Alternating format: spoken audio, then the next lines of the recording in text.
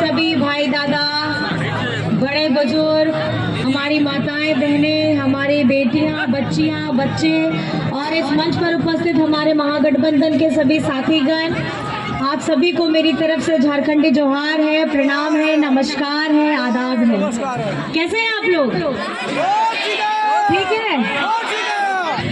और अभी हम लोग कार्यक्रम करके आ रहे थे, कहीं ना कहीं ये डर लग रहा था कहीं ये चॉपर लैंड करेगा कि नहीं लैंड करेगा, लेकिन इसी कश्मकश में और इस आपाधापी में आज हम आप लोग के सामने में उपस्थित हैं। और कहीं ना कहीं आप मुझे अपनी बड़ी बहन, अपनी दोस्त, अपनी बेटी, अपनी बहू जो मानना चाहते हैं आप मुझे मानिए।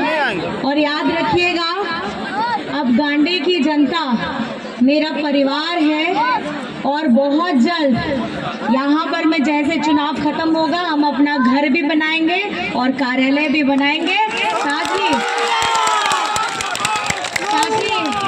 हम लोग सीधा संपर्क कर सके एक दूसरे के साथ। बस मैं आप लोगों को इतना कहना चाहूँगी, आज हम अपनी हक की लड़ाई, अपने सम्मान की लड़ाई, अपने अधिकार की लड़ाई लड़ रहे हैं। और आज झारखंड को बने हुए 24वां साल है।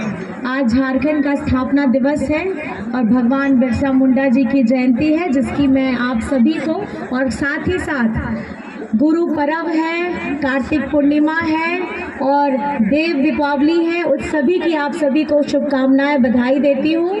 और मेरी जनता, मेरा परिवार आपके लिए मैं हमेशा खड़ी रहूँगी। और आपे तो बढ़ाया गया है जहाँ लेकर नवा चुनाव कान गया है 2019 में, अभी हम पूर्ण कर रहे हैं।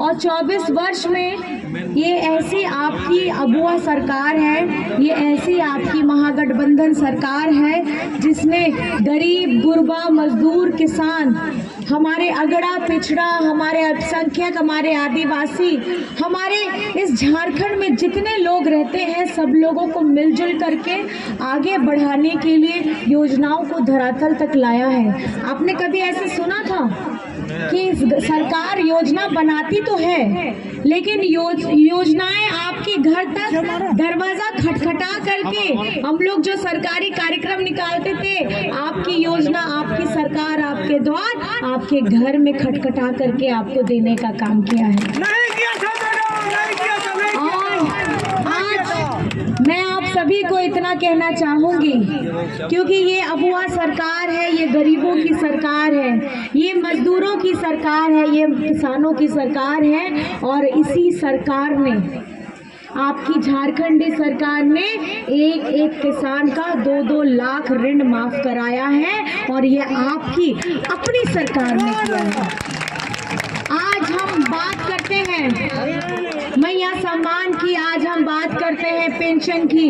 हमारे जितने सरकारी कर्मचारी लोग भी हैं उनका भी ओल्ड पेंशन स्कीम जो पिछली वाली डबल इंजन सरकार थी उन्होंने बंद किया था, इस बार आपकी अपनी सरकार ने उन कर्मचारियों का भी ओल्ड पेंशन स्कीम चालू कर दिया है। मतलब आपको ये समझने की जरूरत है, आपको ये समझने की जरूरत है कि आपके दुखों में खड़ा कौन रह रहा है। यहाँ कितनों का बिजली बिल माफ हुआ, जरा हाथ खड़ा करके बताइए तो। बिजली बिल माफ हो गया है, सबका हो गया है। आज आपको समझने की जरूरत है, इस महंगाई के दौर में ये केंद्र सरकार हमें सिर्फ महंगाई का अभिशाप देती है, लेकिन इस अभिशाप से लड़ने की ताकत नहीं देती। और आज आपका बेटा, आज आपका दादा हेमंत सोरेन आज आपकी दुख तकलीफों में खड़ा है। आज इस कोविड की महामारी में हम लोगों ने लड़ करके अपने आप को बचाने का काम किया है। और आप लोगों का जो बिल बकाया था, चाहे 5,000, 10,000, 50,000, लाख बिल माफ हुआ है और झारखंड का 37 लाख परिवारों का बिल माफ हुआ है बिजली का। मैं आपसे ये पूछना चाहती हूँ, ये बिजली बिल माफी कौन कराया है? कौन कराया है? और ये मैया सम्मान झारखंड में कौन ला करके दिया है? आपको आवाज देने का काम किसने किया है? पेंशन योजना देने का काम किसने किया है? हमारे किसानों का लोन कर आया है। आज आप लोगों के दुखों में, आप लोगों के सुखों में हम खड़े हैं निरंतर। और जिस तरीके से आपको पता है ये झारखंड बने हुए 24 वर्ष हो रहा है। ये जब पहली बार बीजेपी की सरकार बनी थी तो हमारे पिछड़ों का आरक्षण 27% था। उसको 27 से 14% करने का काम ये बीजेपी की सरकार ने किया था। तो झारखंड में पहली बार सरकार बनाई थी। आज 18 से 20 वर्ष ये बीजेपी के लोगों ने शासन किया, लेकिन हमारे पिछड़ों का 27% नहीं किया। ये आपकी अपनी अबुआ सरकार है जिसने विधानसभा से हमारे पिछड़ों का 27% का आरक्षण को पारित किया है। हमारे आदिवासियों का अबुआ जहां आदिवासी सरना धर्म कोड कान किया होना हो विधानसभा को पारित देना है। 1932 का स्थानीय नीति हमारे झारखंडी सरकार ने, आपकी अपनी सरकार ने विधानसभा से पारित कराया है। और पारित तो हमने करा दिया, हमने अपनी मंशा जाहिर कर दी कि हमारे मन में क्या है।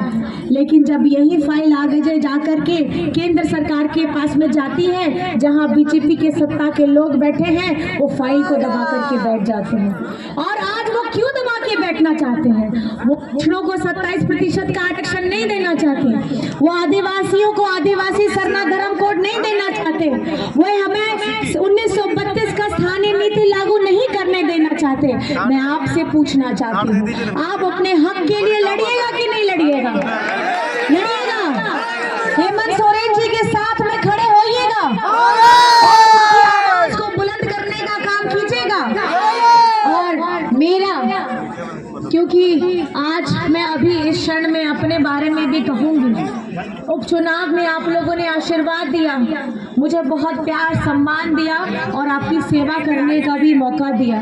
और मेरा ये छोटा सा कार्यकाल 4 से 5 महीने का जो कार्यकाल रहा है, इसमें मैंने सड़कों का जाल बिछाने का काम किया है, रोड पुल पुलिया बनाने का काम किया है। और मैंने जो अपने से एक वादा किया था हमारी बहनों के लिए महिला डिग्री कॉलेज, उसका शिलान्यास भी हो चुका है, स्टेडियम का शिलान्यास हो चुका है। 4 से 5 महीने में करोड़ों की लागत की योजनाएं मैंने गांडे में ला करके खड़ी की हैं।